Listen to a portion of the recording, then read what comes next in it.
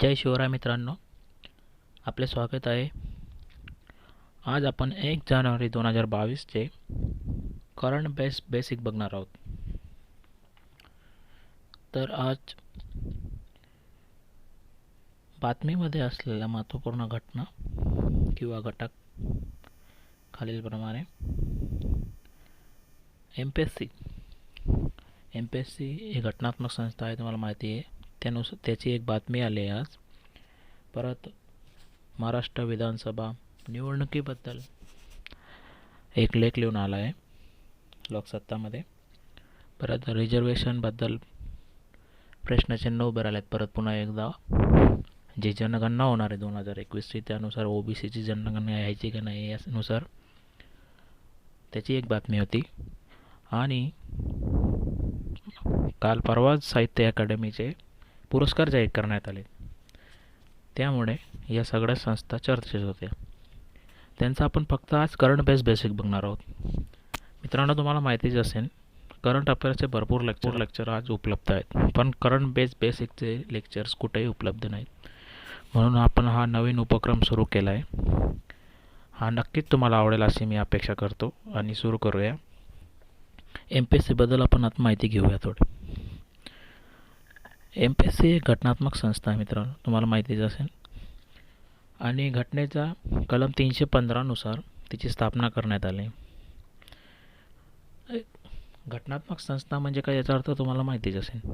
घटनात्मक संस्था म्हणजे जिची स्थापना घटनेनुसार करण्यात आली आहे ती घटनात्मक संस्था असते. आणि वैधानिक संस्था असते, तिची स्थापना ही कायद्यानुसार केलेली असते. दोघांचा फरक तुम्हाला समजला असेल अशी अपेक्षा करतो. तर घटनेतील कलम 312 मध्ये म्हटल्यानुसार पार्लिमेंट आपली म्हणजे संसद आहे, ती ऑल इंडिया सर्व्हिसेसची नेमणूक किंवा तरतूद करू शकते असं घटनेत म्हटलं आहे. त्यानुसार ती जी सर्व्हिस असते ऑल इंडिया सर्व्हिस, ती ही भारतासाठी आणि त्या भारताच्या परिसरातील जे राज्य आहेत किंवा केंद्रशासित प्रदेश आहेत त्यांच्यासाठी ही कार्यान्वित असते. तसं आपण बघूया राज्यांसाठी. आज आपण MPSC बद्दलच माहिती घेणार आहोत म्हणून तुम्हाला सरळ मी MPSC बद्दल माहिती देतो. तर MPSCची तरतूद का करण्यात येते की ज्या राज्याचे प्रशासकीय सर्व्हिस असते तर ते सगळं नियंत्रण करण्याचे काम ते स्टेट पब्लिक सर्व्हिस कमिशन करण्यात येते. आणि प्रत्येक राज्यासाठी त्याची तरतूद करण्यात येते. तर त्या राज्यातील विधानसभा त्याची नेमणूक करत असते. तर आपण आज महाराष्ट्र लोकसेवा आयोगाबद्दल बघू. तर हे घटनात्मक संस्था आहे, पण घटनेत कुठं नेमणूक केली आहे ते त्याच्याबद्दल माहिती घेऊया. तर घटनेतील भाग 14 मध्ये आणि भारतीय राज्यघटनेच्या कलम 315 ते 323 मध्ये त्याची तरतूद करण्यात आली आहे. आता त्यांच्या मेंबर्सची जी नियुक्ती ती कशी करण्यात येते त्याबद्दल आपण माहिती घेऊ. तर मेंबर्स किंवा चेअरमॅन नसतात MPSCची, त्यांची नेमणूक ही राज्यपालानुसार करण्यात येते. राज्यपाल याचा आदेश काढत असतो गॅजेटमध्ये आणि मग त्यांची नेमणूक केली जाते. तर कार्यकाळ बघूया आपण MPSCचे चेअरमन आणि मेंबर्सचा. तर कार्यकाळ असतो 6 वर्ष किंवा वयाची 62 वर्ष पूर्ण केल्यापर्यंत. या दोघांपैकी जो कार्यकाळ अगोदर संपेल त्यानुसार तरतूद होत असते.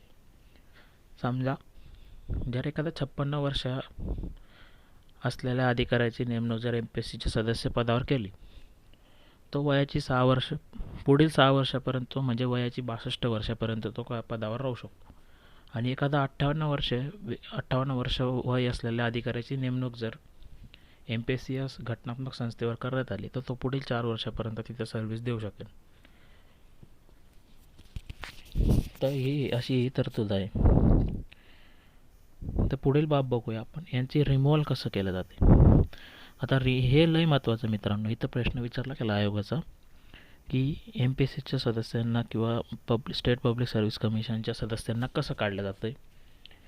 तर चेअरमन आणि जो मेंबर असतो MPSC सदस्य असतात त्यांचे, यांचा कार्यकाळाची सुरक्षितता असते. ती सुरक्षितता कशी, की नेमणूक जरी यांची गव्हर्नर करत असले तरी त्यांची रिमोव्हल जे आहे ते फक्त प्रेसिडेंट ऑफ इंडियाच करू शकतो. म्हणून मित्रांनो, नेमणूक जरी राज्य विधानसभा किंवा गव्हर्नरने त्यांची जी रिमोव्हल आहे ते फक्त प्रेसिडेंट ऑफ इंडियाच करू शकतो. म्हणून यांना कार्यकाळाची सुरक्षितता किंवा यांना सुरक्षित असं संस्था असं म्हटलं जाते. परत एक तरतूद बघूया आपण, स्पेशल तरतूद आहे ती जॉईंट स्टेट सर्व्हिस कमिशनची. तर जॉईंट स्टेट सर्व्हिस कमिशनची तरतूद ही कॉन्स्टिट्यूशनमध्ये दिलेली नव्हती, ती 7व्या घटनादुरुस्तीनुसार 1956च्या त्याच्यानुसार ती ॲड करण्यात आली आहे. तर असं आपण बघितलं प्रिव्हियसली की 315नुसार आपल्या घटनेच्या संविधानाच्या नुसार की एक घटनात्मक संस्था असू शकते. तर त्याच्यात 7व्या घटनादुरुस्तीनुसार 1956च्या त्याच्यात तरतूद अशी करण्यात आली की एका 2पेक्षा जास्त राज्यांसाठी एक कॉमन पब्लिक सर्व्हिस कमिशन असू शकते. तर एवढी माहिती पुरेशी मित्रांनो MPSC बद्दल. आपण जास्त डिटेल नाही बघितलं आहे, फक्त न्यूजमध्ये होती म्हणून त्याचे महत्त्वपूर्ण तरतुदी, रिमोव्हल, अपॉइंटमेंट बघून घेतले, कार्यकाळ बघितला. आता पुढचं आपण परत डिस्कस करूया. तर पुढची बातमी आहे, चला मित्रांनो, आता पुढची बातमी आहे राज्य विधानसभा निवडणुकीबद्दल. पेपरात एक लेख लिहून आला, थोडा इश्यू झाला आहे, तुम्हालाही माहितीच असेल. तर त्याच्यानुसार आपण फक्त बेसिक बघणार आहोत, बातमी आपण बघत नाही, करंट अफेअर्स तुम्हाला बघणार नाही, फक्त आपला मोठो एवढाच आहे की करंट बेसिक बघणार आहोत त्या रिलेटेड. तर राज्य विधानसभा जे मेंबर असतात ते आमच्याकडून जे नागरिकांकडून निवडून गेलेले असतात डायरेक्ट. त्यांची निवडणूक ही डायरेक्टली असते, म्हणजे आपण त्यांना निवडून देतो म्हणून त्यांना डायरेक्ट इलेक्शननुसार ते म्हटलं जाते. तर राज्य विधानसभाची तरतूद जी मॅक्झिमम स्ट्रेंथ आहे ती 500 असते किंवा त्यापेक्षा जास्त असणार नाही, आणि कमीत कमी 60 मेंबर असतात, अशी घटनेत तरतूद करण्यात आली. स्थितीनुसार आपण अशी तरतूद करू शकतो की कमी लोकसंख्या असली तरी पण तिथं आपण विधानसभाची स्थापना करू शकतो. जसे की सिक्कीम, अरुणाचल प्रदेश, गोवामध्ये ती तरतूद करण्यात आली, जिथं मिनिमम जो क्रायटेरिया 60 मेंबर असण्याचा तो आपण कमी करून 40वर नेला आहे किंवा त्यापेक्षा कमी केला आहे, कारण की तिथली लोकसंख्या आणि एरिया जो आहे तो खूप कमी, म्हणून आपण ही तरतूद त्यांच्या 3 राज्यांसाठी केलेली आहे. तर हे जे मेंबर असतात, आमदार असतात, त्यांची निवडणूक लढवण्यासाठी जी पात्रता आहे ती घटनेत सांगितलेली आहे. तो जो आमदार म्हणून निवडून जाणारा व्यक्ती तो भारताचा नागरिक असायला पाहिजे, त्याची वयाची 25 वर्ष पूर्ण झालेली असावी, त्यापेक्षा कमी तो चालत नाही, आणि अदर क्वालिफिकेशन प्रिस्क्राईब केलेलं असू शकते पार्लिमेंटने. म्हणजे कुठला मेंबर हा विधानसभेत किंवा विधान परिषद निवडला जावा ही पार्लिमेंट त्याची तरतूद करू शकतो. त्यानुसार त्यांनी कायदासुद्धा लोकप्रतिनिधी कायदा 1951चा कायदा बनवलेला आहे. तर आता यांचं इलेक्शन असं आपण बघितल्याप्रमाणे डायरेक्ट इलेक्शन असते, त्यांना आपण निवडून दिलेलं असते. पुढची बघूया मित्रांनो. आता OBC रिझर्वेशनची बातमी होती न्यूजमध्ये, त्यानुसार आपण त्याचा करंट बेसिक बघणार आहोत. स्टेट विधानसभाचं एवढी माहिती पुरेशी आहे मित्रांनो आत्तापर्यंत. जर तुम्हाला डिटेल लेक्चर असेल तर तुम्ही हवं असेल तर कमेंट बॉक्समध्ये सांगू शकता, आपण त्याची सोय करूया. आता OBC रिझर्वेशनचा मुद्दा बातमीत होता, चर्चेत होता, त्यानुसार आपण त्याचं बेसिक बघणार आहोत. मंडल कमिशन म्हटलं जाते त्यांना. तर मंडल कमिशनची नेमणूक कधी करण्यात आली, तर असा जर प्रश्न आला तर 1978मध्ये त्याची नेमणूक करण्यात आली होती. तर घटनेचा कुठला कलम वापरला, कलम 340नुसार प्रेसिडेंट ऑफ इंडिया आपले बॅकवर्ड क्लासेससाठी कमिशनची नेमणूक करू शकतो, असं घटनेच्या कलम 340मध्ये म्हटलं आहे. आणि 1978मध्ये त्याच कलमचा वापर करून BP मंडलची स्थापना करण्यात आली होती. हे मंडळ काय करतं, तर OBCची यांनी माहिती गोळा केली होती आणि त्याची चौकशी करून त्यांनी रिपोर्ट केंद्र सरकारला दिला होता, प्रेसिडेंटना. तर त्यात त्यांनी म्हटलं होतं की 52% लोकसंख्या जी ती OBCची आजला, म्हणून 27% रिझर्वेशन त्यांना गव्हर्नमेंट जॉबमध्ये दिलं गेलं पाहिजे. त्यानुसार 1992 ही तरतूद लागू करण्यात आली होती. पण नंतर सुप्रीम कोर्टमध्ये इंदिरा चव्हाण केस झाली होती 1992ची.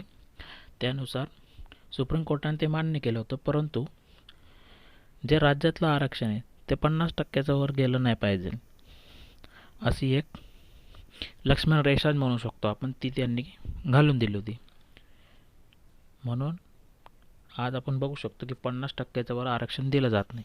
जसं की आपल्याला माहिती आहे SC साठी 15%, ST साठी 7.5% रिझर्वेशन आहे, OBC साठी 27%. म्हणजे ही तर तुझं तिघं मिळून जर कंबाईन केलं तर 49%पर्यंत जाते, 49.5 पर्यंत.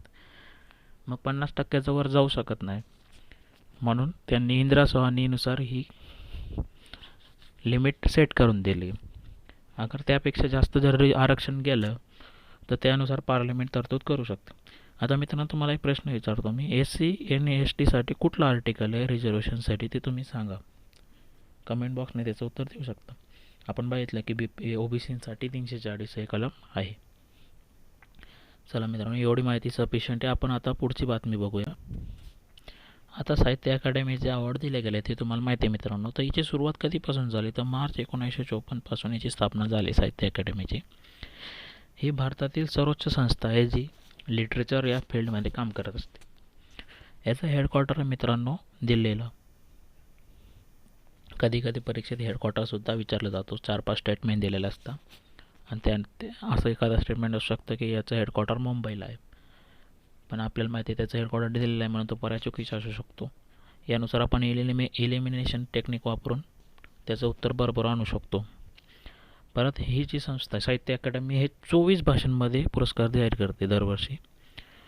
तर 24 भाषा कुठल्या जर असा प्रश्न आला आहे तर तुम्हाला त्याचं उत्तर देता आलं पाहिजे. 24 भाषा सोपा आहे मित्रांनो. आपल्या कॉन्स्टिट्यूशनच्या शेड्यूल 8मध्ये जे 14 भाषा केल्या होत्या सुरुवातीला, नंतर 8 भाषांची त्याच्यात भर केली गेलेली, अशा मिळून 22 भाषांची. आणि परत इंग्लिश आणि राजस्थानी ज्या भाषा आपल्या शेड्यूल 8मध्ये नाही आहेत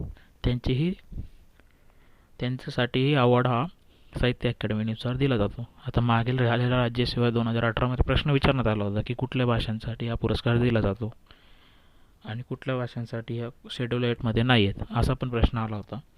तर आपल्याला माहिती आहे 2021साठी 24 भाषांसाठी पुरस्कार दिला गेला आहे. तर एवढी माहिती सफिशियंट मित्रांनो. आपण करंट बेसिक बघितले आहात. तर आपण कुठल्या संस्था बघा एकदा रिव्हिजन करून घेऊ. तर मित्रांनो आपण पहिली बातमी बघितली MPSCबद्दल. घटनेच्या कलम 312 नुसार पार्लमेंट ही तरतूद करत असते ऑल इंडिया सर्व्हिसची. परत राज्यांसाठी लोकसेवा आयोग हे नेमणूक करू शकते घटनेच्या कलम 315 नुसार. हा प्रश्नसुद्धा विचारला गेला एकदा. करत घटनेत कुठं नेमणूक आहे तर पार्ट 14 मध्ये याची नेमणूक आहे आणि कलम 315 ते 323 पर्यंत देण्यात आले. यांची सदस्यांची आणि अध्यक्षांची नेमणूक कशी केली जाते तर गव्हर्नर हे त्यांच्या हँड अँड सीलने हे नेमणूक करत असतं. परत यांचा ऑफिस अँड टर्मचा कार्यकाळ किती असतो तर 6 वर्ष किंवा वयाची 62 वर्षे. तर मित्रांनो UPSCसाठी कार्यकाळ काय असतो बरं, जरा तुम्ही कमेंट बॉक्समध्ये नेमणूक करा बरं याची. आणि नाही उत्तर आलं तर मी तुम्हाला कमेंट बॉक्समध्ये त्याचा आन्सर पिन करून देऊ. परत जॉईंट स्टेट सर्व्हिस कमिशनबद्दल आपण माहिती घेतली. घटनेच्या कलम 315 स्थापना करता येते. परत यांचा जो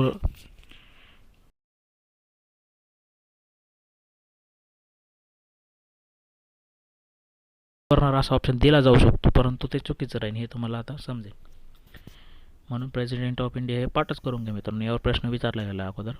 परत दुसरी बातमी बघितली आपण स्टेट लेजिस्लेचर असेंब्लीबद्दल, म्हणजेच महाराष्ट्र विधानसभाबद्दल बातमी आली होती. त्याची मॅक्झिमम स्ट्रेंथ जी आहे ते 500 किंवा मिनिमम 60 आहे. हा प्रश्नसुद्धा विचारून झाला आहे मित्रांनो, हे तुम्ही लक्षात ठेवा. परत अशी तरतूद आपण सिक्कीम, अरुणाचल प्रदेश, गोवा यासाठी आपण नवीन तरतूदसुद्धा केली आहे. 60पेक्षा कमी सदस्य त्यांच्यात आहेत. मिनिमम 40 आहे. किती सदस्य बरं तुम्ही सांगू शकता कमेंट बॉक्समध्ये. आणि जे क्वालिफिकेशन असतं आमदार बनण्यासाठी किंवा विधानसभेत जाण्यासाठी ते भारताचा नागरिक असायला पाहिजे, वयाची 25 वर्ष पूर्ण केलेली असावी आणि पार्लमेंटला अशी पॉवर आहे की ते अजून तरतुदी त्याच्यात ॲड करू शकतात. यांचं इलेक्शन जे ते डायरेक्टली असते आपण बघितलं आहे. परत रिझर्वेशनचा मुद्दा होता मंडाला कमिशनचा. त्या घटनेच्या कलम 340नुसार आयोगाची नेमणूक करण्यात आली होती 1978ला. आणि त्यांनी रेकमेंड केलं की 52% ओबीसीची लोकसंख्या आहे, त्याच्या 27% त्यांना नोकरीत रिझर्वेशन दिलं गेलं पाहिजे. आणि इंदिरा चव्हाणीनुसार 1992च्या खटल्यानुसार 50% आरक्षणाची मर्यादा घालून देण्यात आली. हा प्रश्नसुद्धा विचारून झाला मित्रांनो. आणि तुम्हाला एक प्रश्न आहे आजसाठी परत, की SC/ST कुठला आर्टिकल आहे बरं रिझर्वेशनचं, तुम्ही काही कमेंट बॉक्समध्ये सांगू शकता. आणि साहित्य अकादमीचे अवॉर्ड्सबद्दल आपण माहिती भेटली. 2 दिवसापूर्वी त्यांचे अवॉर्ड जाहीर झाले म्हणून ते बेसिक आपण घेतलं आहे. परत बातम्यात येत आहे. ते 1954ला याची स्थापना झाली आहे. दिल्लीला हेडक्वार्टर आणि 24 भाषांसाठी याची अवॉर्ड दिले जातं. मागे प्रश्न विचारून झाला आहे 2018ला. त्याच्यात ऑप्शन दिला होता की साहित्य अकादमीची स्थापना कधी झाली. तर याचा जे प्रश्न विचारला मित्रांनो त्याचा तुम्ही आन्सर द्या अशी माझी इच्छा आहे. आणि काही तुम्हाला डाऊट्स असतील किंवा काही प्रॉब्लेम असतील किंवा या लेक्चरची PDF जर तुम्हाला हवी असेल तर आपल्या टेलिग्राम चॅनलला तुम्ही जॉईन करू शकता. तिथं आपल्याला सगळी माहिती आहे. आणि काही डाऊट असतील तर वरती कॉन्टॅक्ट दिला आहे तुम्हाला टेलिग्रामला, तुम्ही डायरेक्टली मेसेज करू शकता. आणि जर तुम्हाला मित्रांनो हा व्हिडिओ आवडला असेल तर नक्की लाईक करा, एक सबस्क्राईब नक्की करा आणि एक शेअर जरूर करा मित्रांनो. आणि जर तुम्हाला आवडला नसेल तर डिसलाईक नक्की करू शकता. आणि जर तुमचे काही रेकमेंडेशन असतील, काही सजेशन असतील तर तुम्ही कमेंट बॉक्समध्ये सांगू शकता. आणि तुम्हाला कुठला टॉपिक हवा आहे किंवा डिटेल माहिती जर हवी असेल तर त्याच्यासाठी लेक्चर आपण बनवू. तशी तुम्ही माहिती कमेंट बॉक्समध्ये द्या. थँक्यू मित्रांनो, धन्यवाद. जय शिवराय.